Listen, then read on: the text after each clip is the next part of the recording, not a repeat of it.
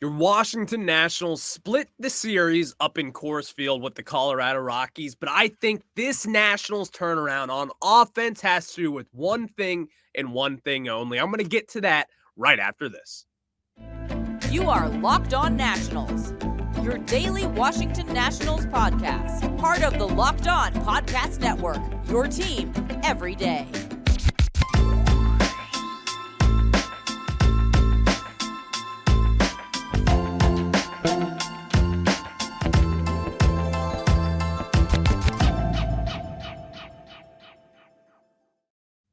And thank you for making Locked On Nationals your first listen every day, as we are free and available wherever you get your podcast. Today's episode is brought to you by Ultimate Baseball GM. Ever dreamed of becoming an MLB GM and managing your baseball franchise? And this game is definitely for you. To download the game, just visit ultimatebaseballgm.com or look it up on the app stores. Our listeners get 100% free boost to their franchise when using the promo Locked On in all caps in the game. And guys, this is the Locked On Podcast Network, where you get your team every single day for any sport, any whatever. We got you covered with the Locked On Podcast Network. And so now we get into the Nationals Rockies series, as we talked a lot about last week about how this offense has not seemingly woken up so far in 2023. Well, how about a trip to Coors Field where the ball flies per usual? And that is exactly what this Washington Nationals lineup needed. As before we jump into my one big takeaway about this series and really what got the bats going, let's review about that Nationals series. So the Nationals in game one lost 1-0 to the Colorado Rockies. Everyone was freaking out. We all did not like that result, as, you know, Josiah Gray pitched his butt off. The Nationals lose 1-0. You don't want to see that.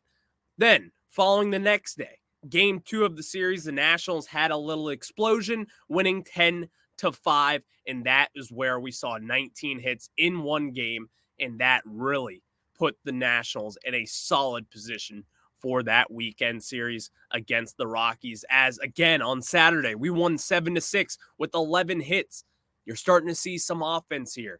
And then on Sunday, we lost in a really tough series yesterday to split the series 2-2. The Nationals could not win 3 straight, as again, we lost to the Rockies 7-6 in a gut punch of a 6th inning for this defense and for the pitching staff. It was not a pretty one. But again, we're going to erase that from our memories and talk about the good. And here's one really good thing that I think this Nationals team got for what they needed in this turnaround. And I'll tell you that. It's the friendly confines of Coors Field where the ball just flies. Listen, we know what the biggest problem is of this team has been so far. It's been the power, the lack of run production, manufacturing runs, extra base hits, all that fun stuff. The Nationals did that in game one, or they did not do that in game one of this series, but they sure as hell did in games 2, 3, and 4, as we highlighted there. And what exactly can we pinpoint this turnaround to be? What does this mean? Because a lot of people would say the lazy thing of, well, it's Coors Field, the ball likes to fly. It sure as hell does. The ball does fly in Coors Field. But what also changed about this series rather than the ballpark and the area that we played in? Well, I can tell you this. You can definitely say the low altitude, obviously, but I'm not going to say that. They finally got Stone Garrett up to actually help with this run production. And again, I've kind of been dead asleep on Stone Garrett and kind of the fathom to really discuss of what this guy can bring to the table. Listen, he was not on a major league team for a reason this past year. Yes, he got called up with the Diamondbacks, but again, they didn't retain him because he wasn't consistent enough. Well, so far to start the year, he's been pretty damn good.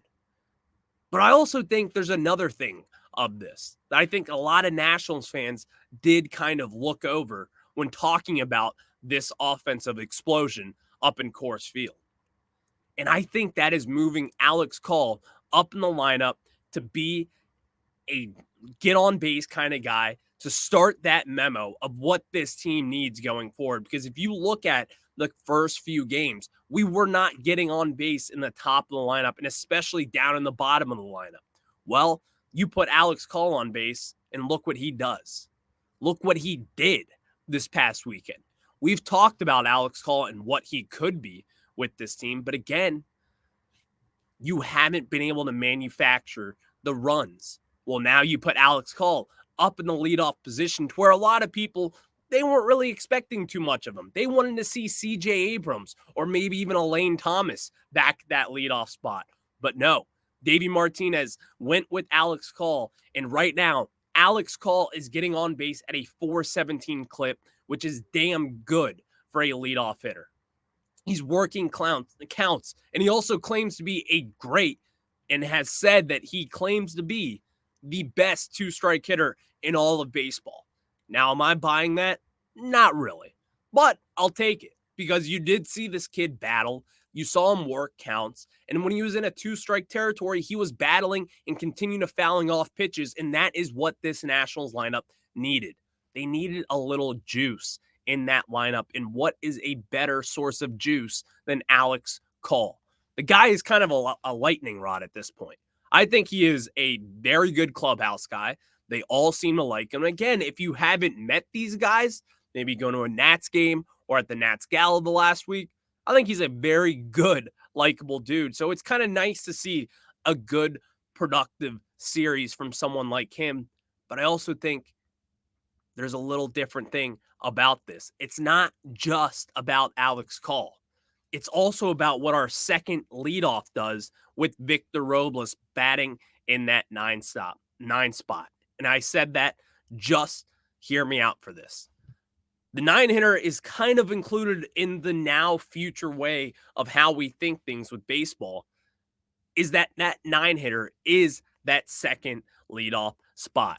Once you get going in those later half in the innings and you have the 9-hitter and then you get back to the top of the lineup, you better have a 9-hitter that gets on base. And why do I say that? Well, Keibert Ruiz, Stone Garrett, Lane Thomas, whoever it may be in the middle of that lineup is going to need someone to hit in. And that is the point of having that guy who can also get on base at a pretty fast rate, but then also have the wheels to move around in those base paths. And that is what Victor Robles has done. He's getting on base, which has been huge. Victor Robles is getting on base at a 472 clip right now, an OBP of 472. That is out of this world production from Robles, who has never been the one to draw a ton of walks, but he certainly has found a way to get on base so far. I was asked the other day if I liked Alex Call moving up to that leadoff position. And I said it was fine. But at some point, I do want to see CJ Abrams there. At this point now, I look at it, and just a few days later, this has been by far and away the best Nationals lineup as far as hitting goes. The production has been there. Getting on base. Really managing the game and seeing what Davey wants to do as far as managing per at-bat, per pitchers, whatever it may be. This has been his best lineup so far of 2023. Now, will this hit a wall? Is this sustainable? Because that is a question you can ask about anything at any given time. I don't know the answer of that, if it is sustainable. We know baseball is a streaky sport. Is Victor Robles going to have it above 900 OPS by the year's end? I don't know. Will Alex Call continue to get on base at above 40% of his at-bats? I'm not too sure about that. I can't wave a wand and predict this. But again, for a bad team, which is what we are, unfortunately, you have to stick with what is good. And what has been good is with Alex Call at the top of this lineup. Then you have Victor Robles batting in that 9 spot in that second leadoff. Both guys who are getting on base at above a 40% rate. That is what this Nationals lineup should be looking like going forward. Now, can you tinker with it and move a CJ Abrams up a little bit, or maybe even a Lane Thomas? At this point, I wouldn't, unless we're not manufacturing the runs that we have been over the last few games. Because at the end of the day, tanking doesn't really work for the Nationals this year. You can't just get a top 2 pick if you lose however many games.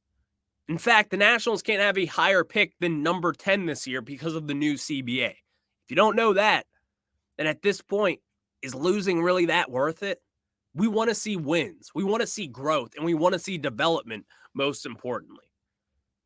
So I think putting in young guys in their position, like a Call, like a Robles, getting them out there, making sure they get their reps in, and if they're going to continue to hit the way that they should, then leave them there.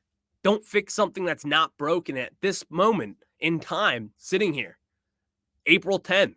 This lineup is not broken with Alex Call heading the rotation there, or the lineup rather. So I'm not changing any damn thing. And it's, yes, you could say that this offensive explosion is because of Coors Field. There's a lot of green grass in the outfield. It's high altitude, thin air. But again, I'm not going to be that lazy. I'm going to look beyond that, and I actually see that Alex Call moving up in this order has been a good thing. Victor Robles hitting in that second leadoff spot has been a good thing. Those guys are getting on base, and they're allowing guys like Stone Garrett, Keibert Ruiz, Dominic Smith, those guys in the middle of the rotation, or the lineup rather, get RBI opportunities and really move things around. Because that has been the difference maker so far for this 2023 season for me. We're going to get into more as we have to get into some Nationals stock report. But before we get into a National stock report, I got to tell you guys about my friends over at Ultimate Baseball GM.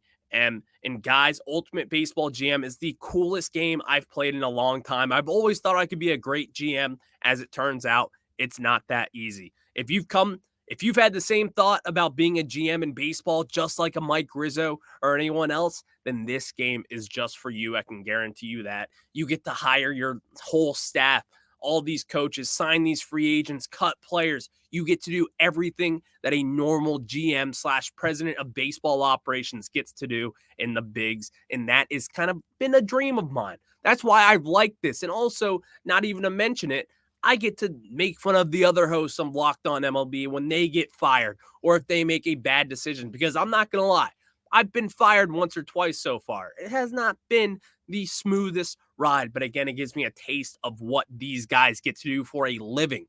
So Locked On Nationals get 100% free boost to their franchise when using the promo Locked On in the game store. So make sure to check it out. To download the game, just visit probaseballgm.com. Scan the code or look it up in the app stores. That's probaseballgm.com. Ultimate Baseball GM. Start your dynasty today.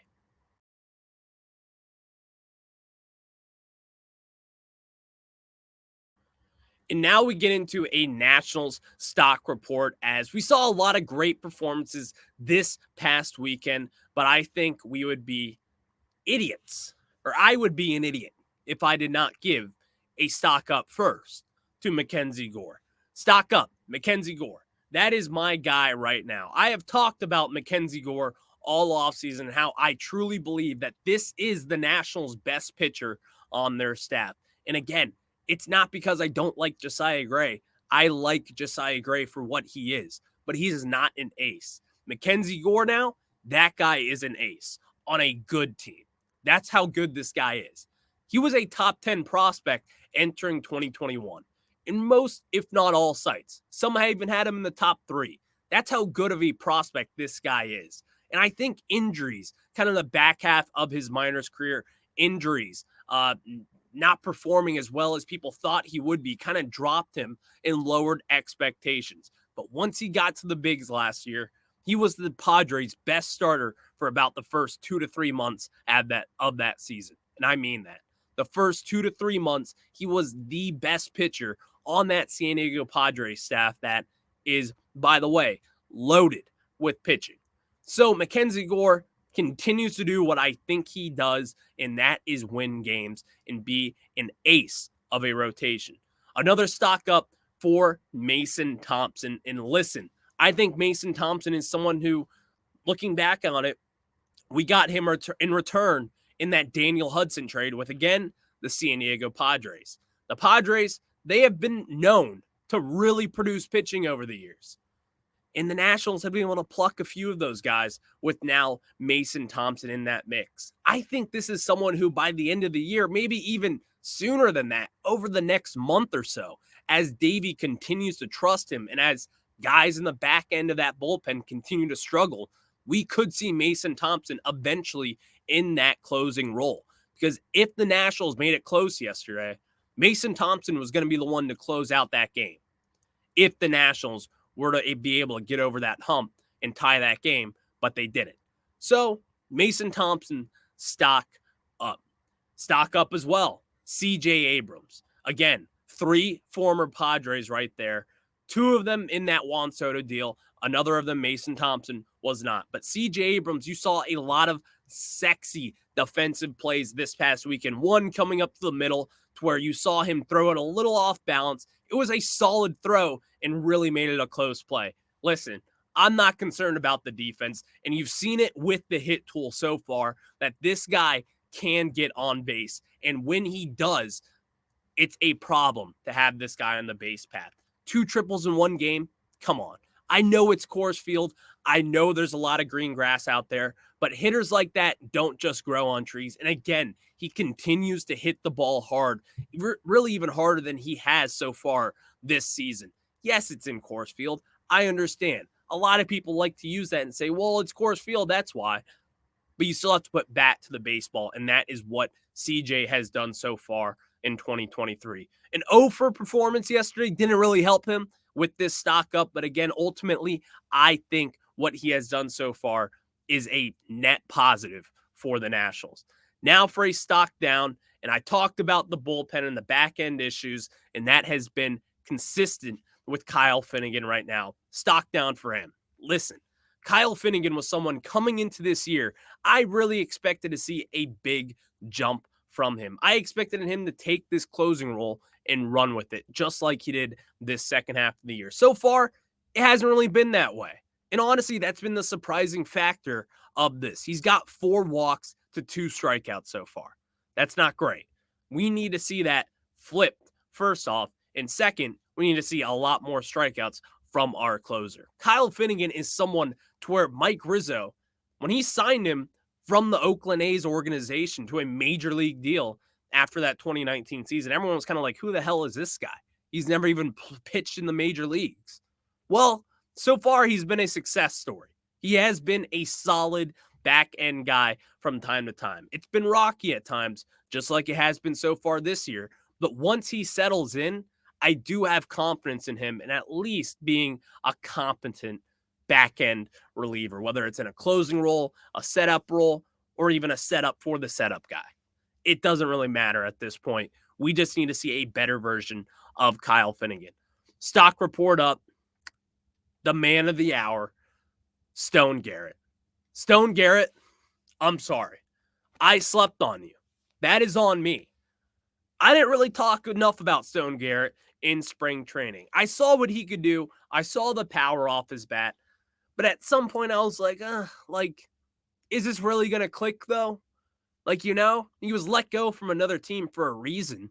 And I'm one of those guys where I have to see it first before I can say anything. That's why I liked Alex Call last year. We saw it from him. That's why I liked a couple other guys, like a Carl Edwards Jr. I wasn't too low on him.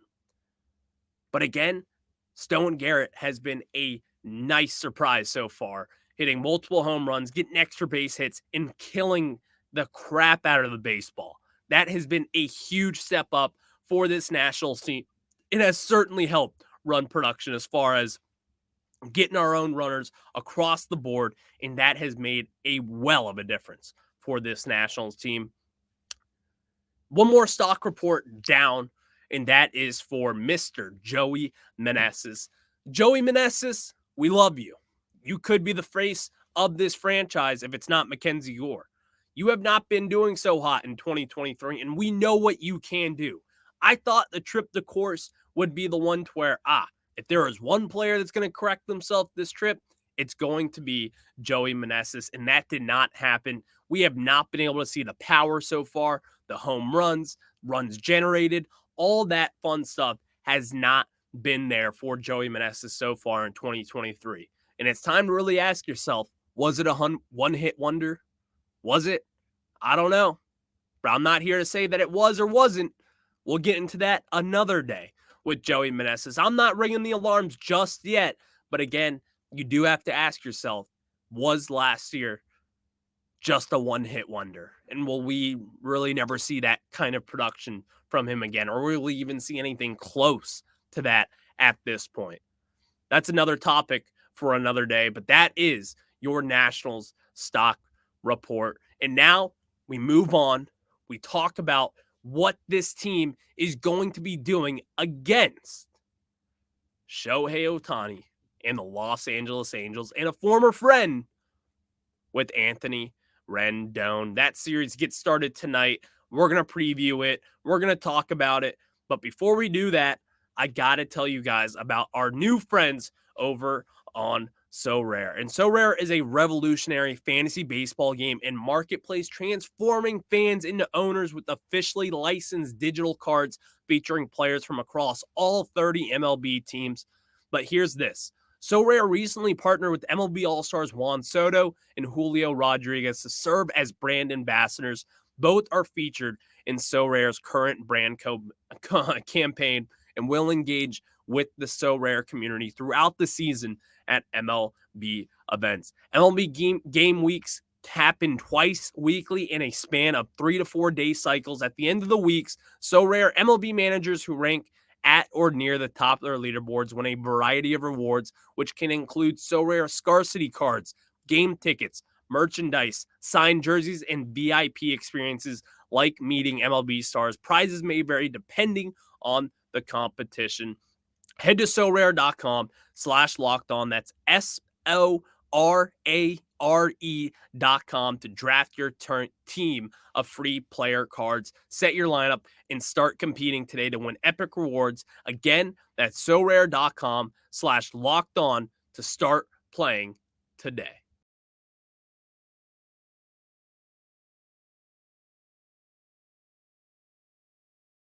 And now we get into previewing this Nationals Angels series as we have a 3-game set in LA or in Anaheim, whatever they like to call the Angels out there. And listen, the Nationals are going to be going against Shohei Ohtani Tuesday night. That is tomorrow. So let's get into game one before we do that, as the Nationals have our ace, our opening day starter, Patrick Corbin, on the mound, obviously. So how do we feel about that? We'll just have to see. Well, it is a winnable game, though, because the Angels have Jose Suarez going for them tonight. And again, only one game started this year. He went 4 1/3 innings. He had 4 strikeouts, and he finished with a 12.46 ERA. Not so hot from the young 25-year-old lefty. But again, looking deeper into it, this guy is home run bound. You can get home runs off him. He gave up 2 in his first start against Seattle. He gave up 8 hits, 7 total runs, only 6 earned. Batters batted a whopping .364 against him in that Mariners game. The Nationals, it's similar to what the keys of last week's game against the Rockies were, and that is getting on base and also being aggressive at the plate. This guy is not going to pitch you away. He's going to feed you strikes, as we saw a lot over that first game. He didn't walk any batters. He's going to be pounding the zone. So what the Nationals will have to do is take advantage of that. Absolutely take advantage of this guy who really is not that special of a pitcher. I know a lot of people in Anaheim do like him and his potential of what he can be. But again, this is not someone who has established themselves at the major league level. It's time to take that next step up. Prove that Coors Field wasn't the reason why this Nationals lineup got going over the last few days. And I think with Alex Call and Victor Robles being the leadoff / the secondary leadoff guy with this Nationals lineup, I think this will be a big key to success. Get a lot of right-handed hitters up there. Keibert Ruiz from the right side of the plate. See you take a step up. But again, it's got to be early and often with this team, because we have not seen that all the damn time with this team. It's a lot of inconsistencies. But again, I do think we take this next step up against Jose Suarez tonight with Patrick Corbin on the mound. Can he get his first win tonight? Why not? I'm going to go with Victor Robles. I'm going to go with Patrick Corbin getting the first win of the night. And hell, only 3 earned runs. How about that? Against Shohei Ohtani and Mike Trout. How about Patrick Corbin returning to the West Coast and getting a win for the boys back home? I like it. I like it a lot. I've actually just convinced myself we will win tonight. So thank you for making Locked On Nationals your first listen every day. Now make Locked On Fantasy Baseball your first listen right after Locked On Nationals, because, guys, they get you everything covered with fantasy, your daily set lineups. My guys, Matt and Dom, they got you covered. And that is, of course, with the Locked On Podcast Network, where you get your team every day. The Nationals and the Angels get started tonight, a 3-game series. And again, we will see you guys on the flip side. We'll be talking about Shohei Ohtani versus Nationals lineup just tomorrow. Can't wait for it. See you guys then.